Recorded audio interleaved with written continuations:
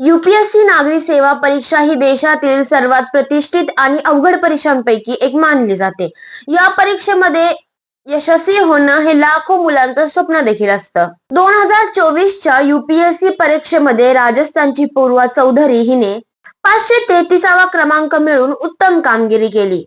परंतु सोशल मीडियावरती शेअर होणाऱ्या तिच्या फोटोंमुळे आणि वादामुळे ती पुन्हा एकदा चर्चेत आली आहे. नमस्कार, मी अमृता आणि तुम्ही पाहत आहात महासंगर न्यूज.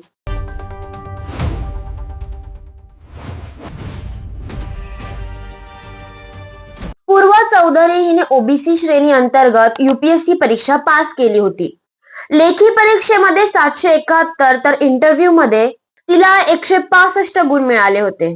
एकूण 936 गुणांसह तिने ही कठीण परीक्षा पास देखील केली आणि यातच तिचा 533वा क्रमांक देखील आला. परंतु तिच्या ओबीसी एनसीएल प्रमाणपत्राबाबत वाद निर्माण झाल्यामुळे पूर्वा आता पुन्हा एकदा चर्चेत आली आहे. काही लोकांनी तिच्या वडिलांच्या RAS अधिकारी असण्याच्या दर्जाबाबत तर काही लोकांनी तिच्या कथित आर्थिक स्थितीबद्दल आता प्रश्नचिन्ह उत्पन्न केले आहेत, ज्यामुळे पूर्वा चौधरीच्या यशाबाबत साशंकता आणि वाद निर्माण झाल्याचे दिसून येत आहे.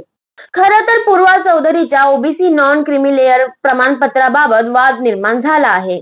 काही लोकांनी असा दावा केला आहे की पूर्वाचे वडील ओम प्रकाश सहारन हे राजस्थान प्रशासकीय सेवेत अधिकारी असताना तिला एनसीएल श्रेणीचे फायदे मिळू नयेत आणि हा वाद एवढ्यावरच थांबला नाही.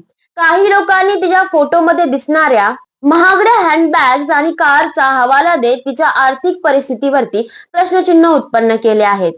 तिच्या फोटोंमध्ये ती परदेशातील आलिशान ठिकाणी दौरे करत असल्याचे देखील दिसून येते. प्रभावशाली कुटुंबातील मुले आरक्षणाचा गैरवापर करत आहेत आणि गरजूंना त्यांच्या हक्कापासून वंचित ठेवत आहेत, असा आरोप सोशल मीडियावरील नेटकऱ्यांकडून करण्यात आला. या दाव्यामुळे इंटरनेटवर मोठा वाद निर्माण झाला. राजस्थान प्रशासकीय सेवेत अतिरिक्त जिल्हाधिकारी म्हणून सेवेत असलेले पूर्वाचे वडील ओमप्रकाश सहारन हे सध्या कोटपुतली येथे पोस्टेड आहेत. पूर्वाचे यश हे तिच्या वर्षानुवर्ष केलेल्या परिश्रमाचे, मेहनतीचे आणि शिस्तीचे फळ आहे असे ते म्हणतात. पण सोशल मीडियावरती वाद सुरू झाल्यानंतर कुटुंबाला ही भूमिका स्पष्ट करावी लागली.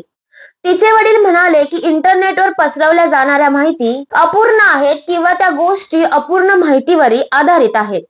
या आरोपांमध्ये कुठलेही तथ्य नाहीये आणि या गोष्टी पूर्णपणे निराधार असल्याचं देखील ते सांगतात. ओम प्रकाश सहारन यांच्या मते ओबीसी एनसीएल नियम स्पष्ट आहेत. जर एखादी व्यक्ती 40 वर्षांच्या आधी थेट भरतीद्वारे वर्ग 1 किंवा गट अ सेवेत सामील झाली तर त्यांच्या कुटुंबाला ओबीसी एनसीएल चे फायदे मिळत नाहीत आणि ते 44व्या वर्षी IAS अधिकारी झाले. त्यामुळे पूर्वाची नियुक्ती पूर्णपणे नियमांमध्ये येते असे त्यांचे मत आहे. तसेच सोशल मीडियावर जाणीवपूर्वक तिला ट्रोल केले जात आहे आणि चुकीची माहिती दिली जात असल्याचा आरोप देखील त्यांनी केला आहे. या संपूर्ण वादानंतर पुन्हा एकदा यूपीएससीची निवड प्रक्रिया आणि आरक्षण प्रणालीबद्दल राष्ट्रीय चर्चेला उधाण आले आहे. अलीकडच्या काळात ओबीसी, EWS आणि PWD कोटाच्या गैरवापराबाबत असंख्य प्रकरणे समोर आली आहेत. तुम्हाला याबद्दल काय वाटतं कमेंट्स मध्ये जरूर कळवा. व्हिडिओ महत्त्वपूर्ण वाटला असेल तर व्हिडिओला लाईक करा, शेअर करा आणि अशाच महत्त्वपूर्ण अपडेटसाठी महासंगर न्यूजला सबस्क्राईब आणि फॉलो करायला विसरू नका. भेटूयात पुढच्या व्हिडिओमध्ये. धन्यवाद.